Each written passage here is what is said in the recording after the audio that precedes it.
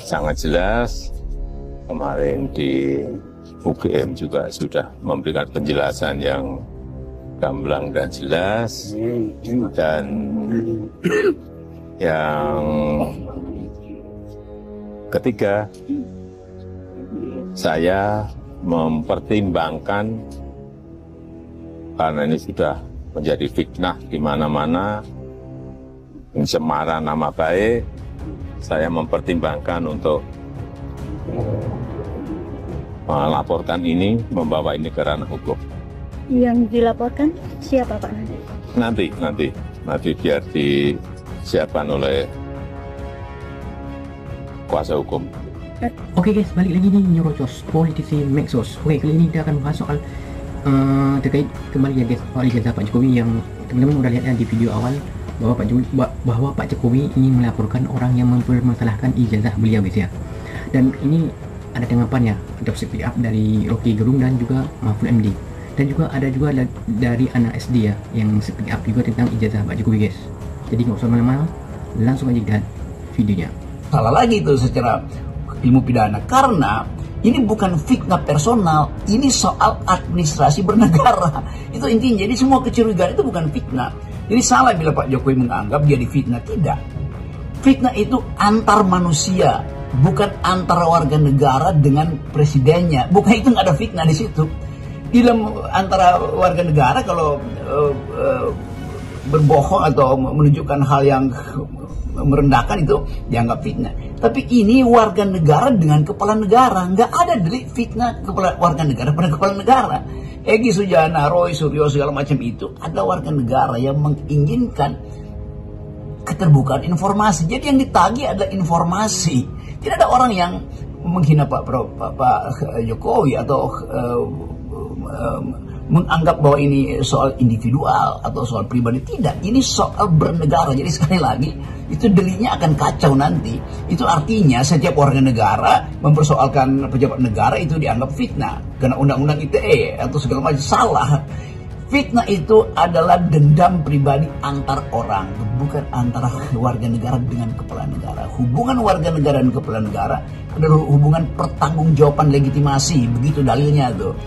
Moral call itu harus ada di situ tuh. Jadi sekali lagi jangan sampai ini jadi soal Pak Jokowi melaporkan sebagai fitnah, lalu lawyer-lawyernya mencari cara supaya itu fitnah. Itu ngaco sebetulnya itu. Saya pengadilan itu dibuka, ini akan jadi kelas akademis lagi, akan jadi duel argumentasi. Apakah ini pidana? Apakah fitnah itu boleh diajukan antara pemilih dan yang dipilih, antara presiden dan pemilihnya? Kan itu masalahnya kan.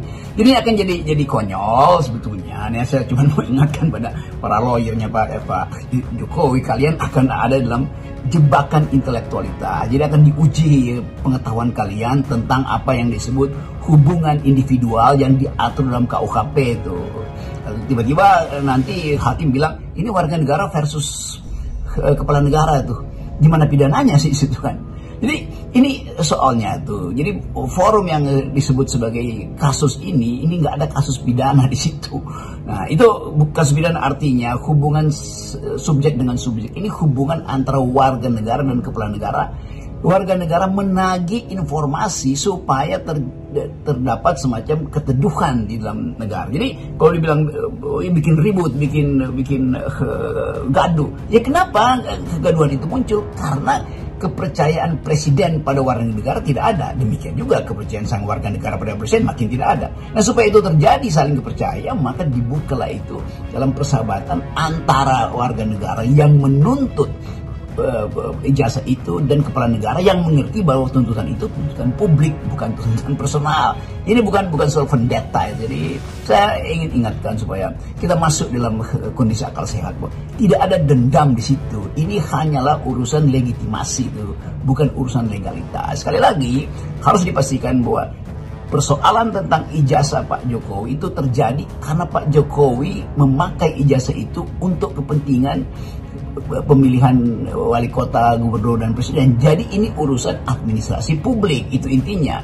Nah kalau orang mencurigai, maka itu artinya orang merasa bahwa ada satu proses yang mungkin tidak ditempuh secara benar tuh, yaitu KPU, mungkin KPU Solo, KPU Jakarta atau KPU Nasional hanya melihat fotokopinya.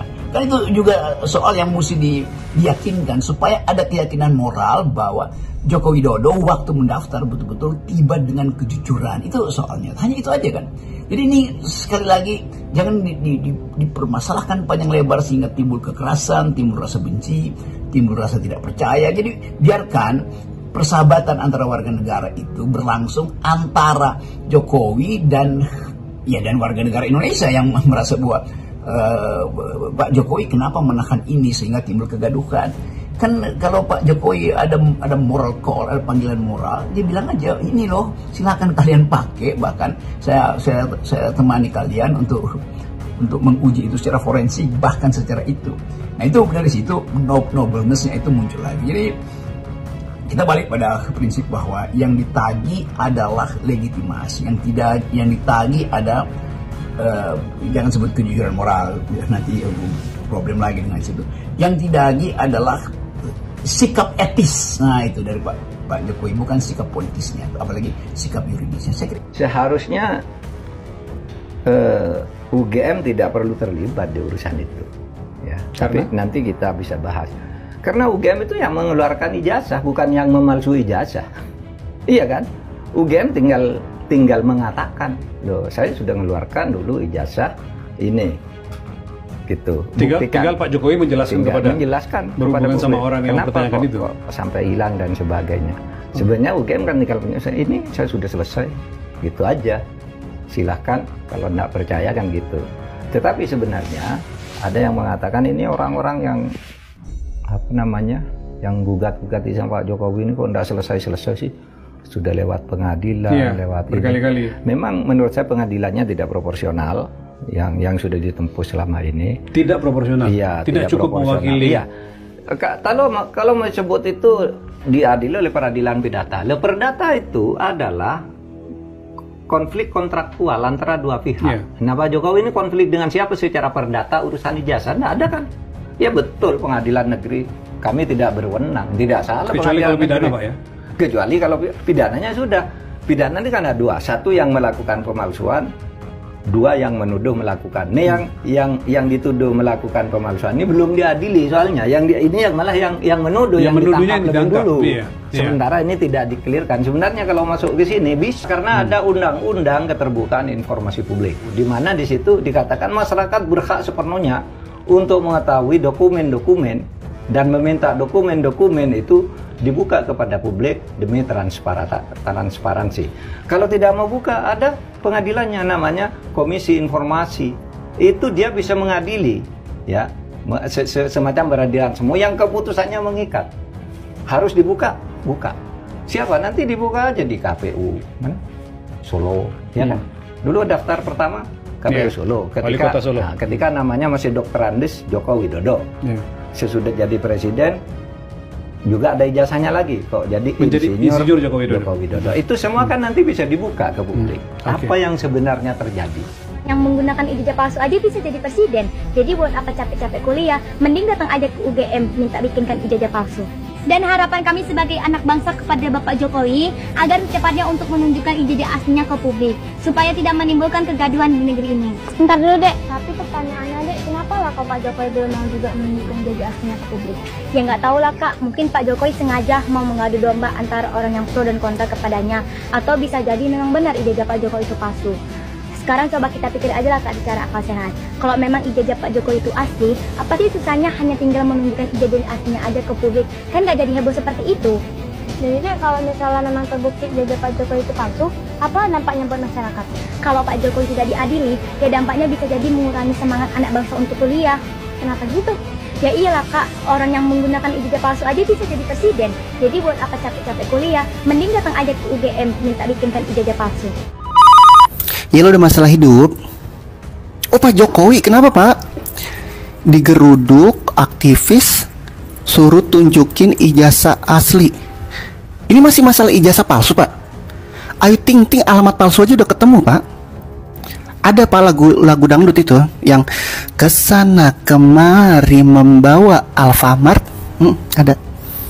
Saya juga bingung Pak, masalah ijazah palsu dari 2019 nggak selesai-selesai. Sama tuh kayak perdebatan, enakan makan bubur diaduk apa diseruput. Sama tuh. Tapi Bapak nggak mau tunjukin ijazah ke publik bukan karena ditahan Indomaret kan Pak? Ya siapa tahu Bapak pernah kerja di Indomaret. Enggak, nanya doang Pak, bukan fitnah. Fitnah kan kejam, fitness ke gym. Kalau layar HP tiba-tiba gede ke zoom. Zoom Pak, zoom, maksudnya zoom. Maaf. Saya mah percaya kalau Bapak kuliah iya. Bahasa Inggris Bapak aja jago kan? Kan viral tuh yang we walk the talk on it.